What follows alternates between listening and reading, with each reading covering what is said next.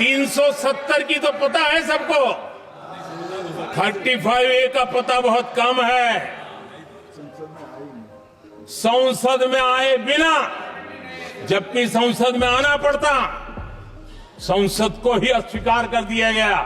भारत के संविधान का अगर कोई पहला पुत्र है तो ये संसद है।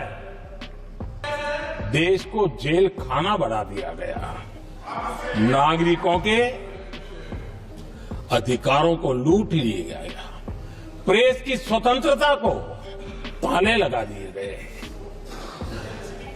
और कांग्रेस के माथे पर ये जो पाप है ना, वो कभी भी धुलने वाला नहीं है। समान नागरिक संहिता, यूनिफॉर्म सिविल कोड, ये विषय भी संविधान सभा के ध्यान बाहर नहीं था। संविधान सभा ने यूनिफॉर्म सिविल कोड को लेकर के लंबी चर्चा की, गहन चर्चा की, और उन्होंने बहस के बाद निर्णय किया कि अच्छा होगा कि जो भी सरकार चुन करके आए वो उसका निर्णय करे और देश में यूनिफॉर्म सिविल कोड लागू करे। ये संविधान सभा का आदेश था। हमारे संविधान के निर्माण की प्रक्रिया में हमारी देश की नारी शक्ति ने संविधान को सशक्त करने में बहुत बड़ी भूमिका निभाई थी। संविधान सभा में 15 माननीय महिला सदस्य थी और सक्रिय सदस्य थी। जब देश संविधान के 25 वर्ष पूरे कर रहा था, उसी समय हमारे देश में संविधान को नोच लिया गया, इमरजेंसी आपातकाल लाया गया।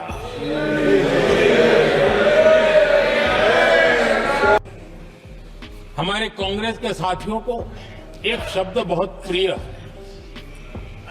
मैं आज उस शब्द का उपयोग करना चाहता हूं, और उनका सबसे प्रिय शब्द जिसके बिना वो जी नहीं सकते, वो शब्द है जुमला।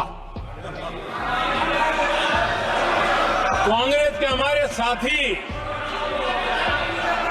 उनको दिन रात जुमला, लेकिन इस देश को पता है हिंदुस्तान में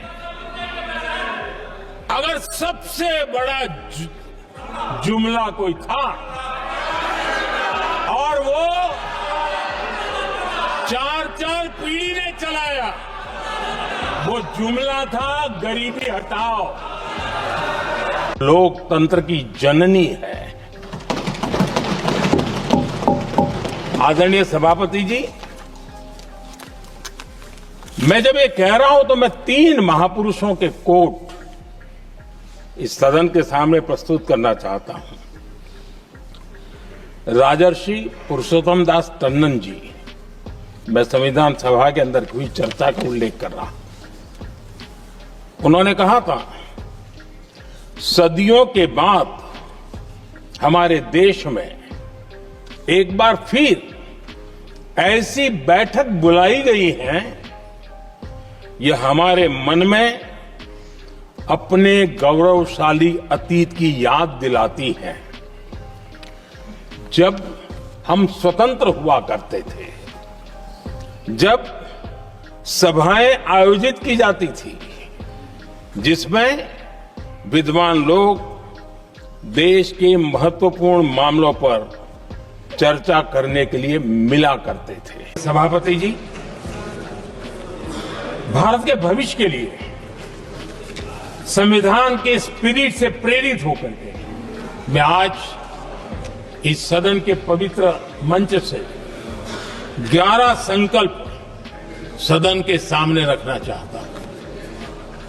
पहला संकल्प है, चाहे नागरिक हो या सरकार हो, सभी अपने कर्तव्यों का पालन करें। आर्टिकल 370 देश की एकता में रुकावट बना पड़ा था, दीवार बना पड़ा था।